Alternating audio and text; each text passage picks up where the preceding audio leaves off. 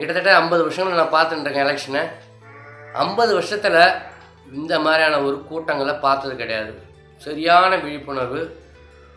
குழந்தைகளிலிருந்து youngsters வரைக்கும் இன்றைக்கி ஓட்டு போடணும் என்ற ஒரு விழிப்புணர்வு வந்திருக்கு. இதுக்கு முக்கிய காரணம் பார்த்தீங்கன்னா எலெக்ஷன் கமிஷன் சொல்லி அவன் 100% ஓட்டு வேணும்னு சொல்லியிருக்காங்க. அடுத்ததாக பார்த்தா எஸ்ஐஆர் நிறைய எடுத்ததுக்கப்புறம் பார்த்திங்கன்னா ஒரிஜினல் வாக்கு மட்டும்தான்.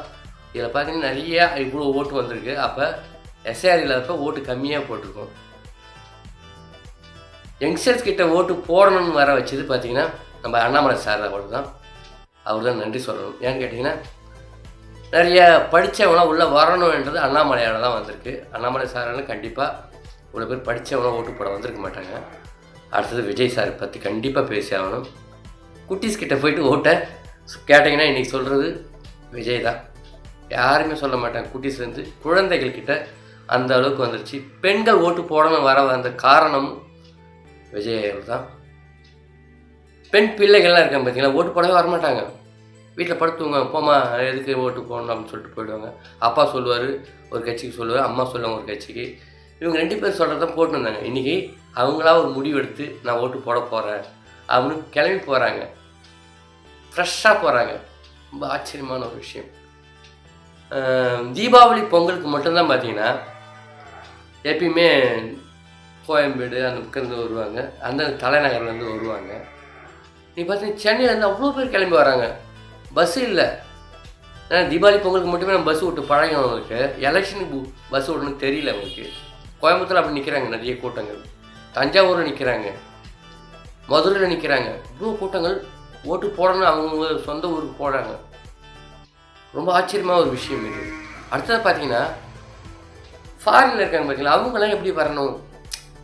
2 லட்சம் 3 லட்சம் செலவு இல்லை, இங்கே யாரும் வந்தது கிடையாது, ஓட்டு போடுறது கிடையாது வரைக்கும்.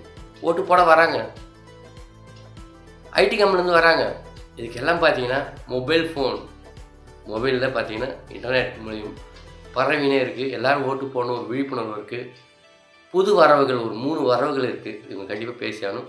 ஒன்று அண்ணாமலை, இன்னொன்று விஜய், இன்னொன்று சீமான். இவங்க 3 பேரோட வரவுகள் இன்றைக்கி ஓட்டு போடுறதுக்கு வர வச்சுருக்கு.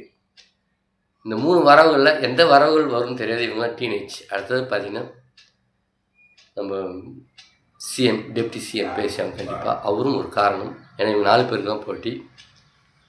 இப்போ ஏடிஎம்கே போட்டி இல்லைன்னு கேட்டிங்கன்னா ஏடிஎம்கேல இளம் தலைவர்கள் இல்லை. இளம் தலைவர்கள் மட்டும் பேர்த்தி பேசிட்டுருக்கு. ஏடிஎம்கேல இளம் தலைவர்கள் கொஞ்சம் வரவேறுங்க. ஏடிஎம்கேல கண்டிப்பாக ஒரு இளம் தலைவர் வந்தாகணும். வந்தால் அடுத்தபடியாக உங்கள் கட்சி வளரும்.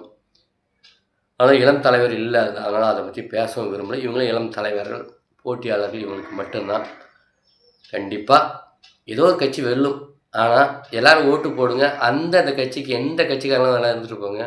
நீங்கள் எந்த கட்சிக்கு நினைக்கலாம் அந்த கட்சிக்கு போடுங்க. காசு கொடுக்குறதாக ஓட்டு போடாதீங்க. இவங்க காசு கொடுத்தாங்க அவங்களுக்காக ஓட்டு போடாதீங்க.